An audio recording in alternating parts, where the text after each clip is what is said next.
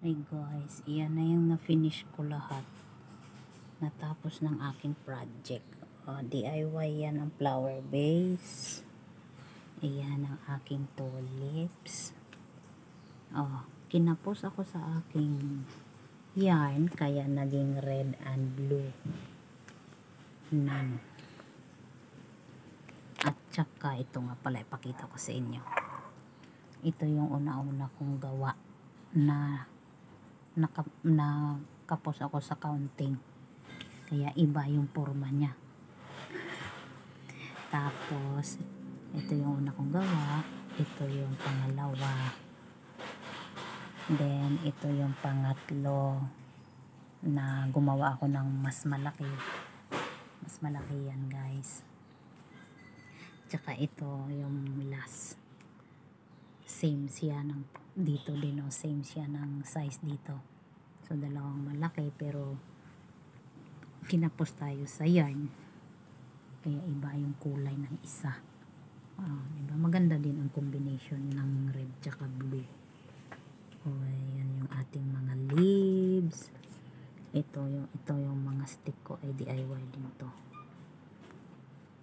Mga galing yan sa mga flowers na mga binili ni amo lalaki. So kinikip ko. Ayan. Tsaka ginagamit din kasi namin. Tsaka itong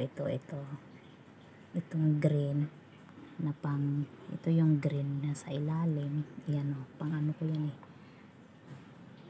mga pang tali-tali yan sa dating yung mga nabiling mandarin, hindi mandarin, calamansi yung pag Chinese New Year, kaya kinikip din para magamit din pang tali-tali. Ayan guys, yan na yung finish ko. Hindi ko na pinakita kung paano ginawa kasi medyo matagal siya gawin guys, kaya finished product na lang ang pinakita ko. Tsaka meron akong kaunti nitong na-start ng red niyan, pero hindi ko na talaga na pakita as in na tuloy kasi kung kailan lang ako nagka-free, dyan ako nag-continue sa pag-stitch. Mahirap din kasi na ibuhos natin yung time natin sa ating pag-i-stitch na meron tayong trabaho. Kaya libangan ko lang yan guys. At least natutuwa ako. Nakakatuwa na nakakatanggal ng stress. Diba? Ito yung aking ginawang DIY na flower base.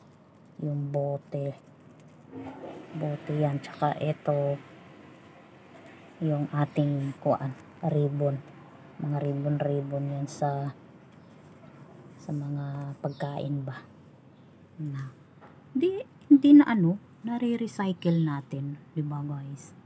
Kaya hanggang sa muli, salamat sa inyong panunood, maraming salamat sa lahat, bye bye.